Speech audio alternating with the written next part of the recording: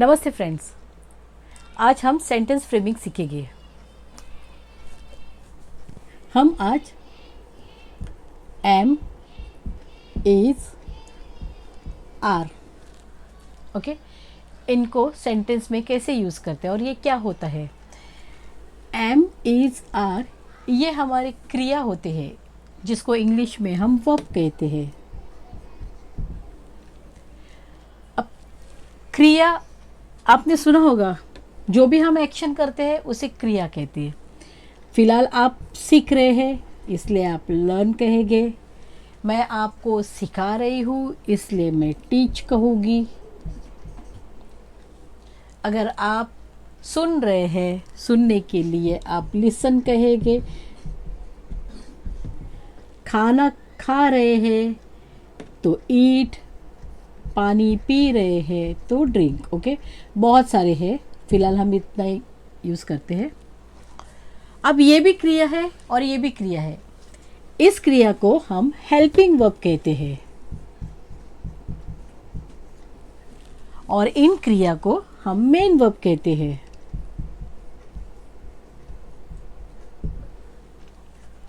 Simple. अब इन्हें हम अपने सेंटेंस में यूज़ कैसे करते हैं। आज जैसे कि मैं पहले शुरुआत करेगी एम। अब एम इसलिए क्योंकि हम पहले अपने खुद के बारे में बताएंगे। अब खुद के लिए हम इस्तेमाल करते हैं आई। आई यानी मैं। अब इसी तरह से जब हम अपना नाम कहते हैं, हम छोटे बच्चों को हमेशा पूछते हैं आपका नाम क्या है, व्हाट्स योर नेम। वो कहते हैं my name is so and so. तो उस माई का मतलब होता है मेरा। ओके, माई यानी मेरा एंड आई यानी मैं। ओके, अब हम इसी आई को यूज़ करके ये सारे सेंटेंसेस बनाने वाले हैं। अब देखिए, ये मेरा सेंटेंस मैंने लिखा है, आई एम ए टीचर। अब इसे हम अगर बताएंगे तो कैसे होता है, मैं एक टीचर हूँ। यानी ये जो हमारा एम है ना, जो हमने हेल्पिंग वर्ब कहा था या क्रिया कहा था, वो हमारा यहाँ पर हु का काम कर रहा है।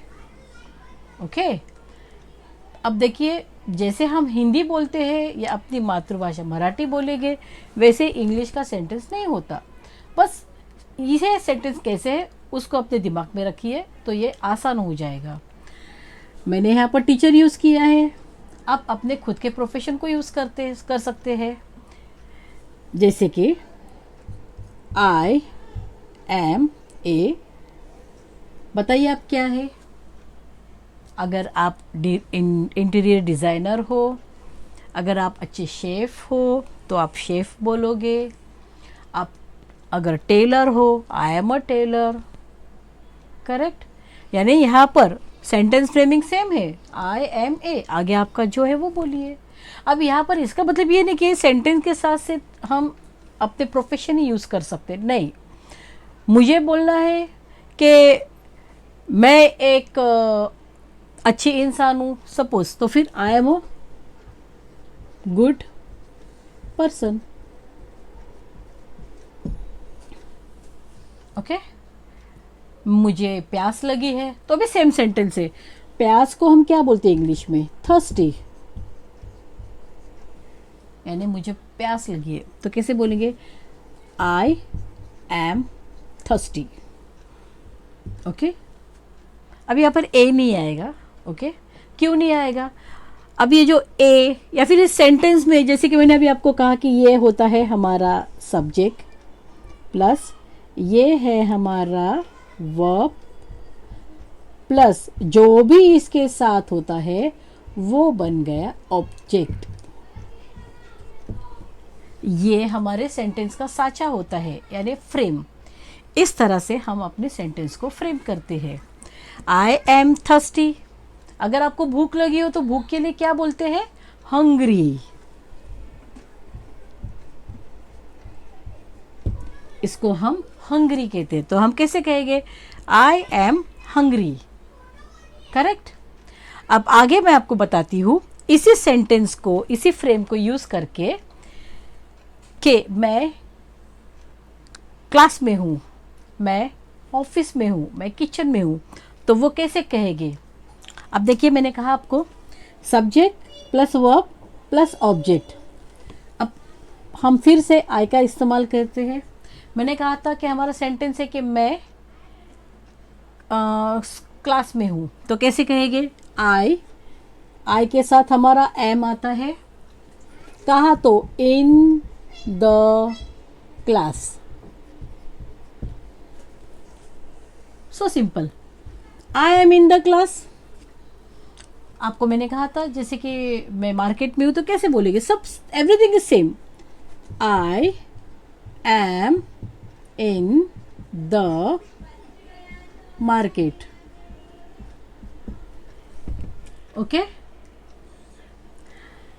आज हमने इस सेंटेंस फ्रेमिंग को इस फ्रेम के साथ यूज किया है, और यही हमारी फ्रेम हमारे एम, इज और आर तीनों के लिए, एक्चुअली हर सेंटेंस के लिए यूज होता है, लेकिन ये हमने जो सेंटेंस फ्रेमिंग किया है नॉर्मल एम, इज, आर, इस तरह से ये हेल्पिंग वर्ब को यूज किया है। मैं आपको एक बता दूं, एम आई के लिए यूज होता है, आई के साथ सिर्फ एम आता है, बाकी किसी के साथ नहीं। तो ये इज है, इज को किसके साथ यूज करते हैं? जब हम किसी और के बारे में बात करते हैं ना, जिसको इंग्लिश में ये फर्स्ट पर्सन बोलते हैं, ओके, लेकिन ये थर्ड पर्सन हो जाता है। ही, शी, इट।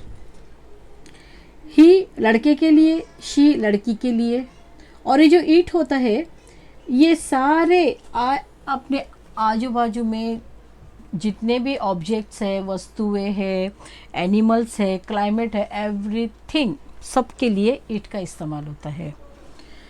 अब ये आर, ओके, मैं थोड़ा इस तरह से लिखती हूँ यहाँ पर। हम आर को सेकेंड पर्सन यानी यू, जब सामने वाले के बारे में बात करते हैं कि तुम या आप, तब यू के साथ आर आएगा। उसी तरह से जब हम यानी अनेक वचन अपने बारे में, बट सिंगल पर्सन के लिए हमने आई यूज किया, हम यानी अनेक वचन, और उसी तरह से किसी और के बारे में, किसी और के लिए हमने ही, शी, इट को यूज किया था। एक लड़का, एक लड़की या एक कोई वस्तु, बट वही चीज ज्यादा होते हैं तो उनको दे यानी वे। हम ये सब स्लोली स्लोली सीखेंगे। प्लीज, मैं आपको ज़्यादा लोड नहीं देना चाहती, आज के लिए सिर्फ आप इतना ही दिमाग में रखिए, और प्लीज़ इसको प्रैक्टिस कीजिए। Practice makes man perfect. आप जब भी कोई लैंग्वेज या कोई चीज़ सीखते हैं, स्पेशली लैंग्वेज के लिए, कोई भी लैंग्वेज हो, जब भी आप सीखते हैं तो प्लीज़ उसे रिवाइज कीजिए, यानी आपके लिप सिंगिंग, यानी आपको बोलना ज़रूरी है, उसी को रिपीट कीजिए, किसी और के साथ प्रैक्टिस कीजिए।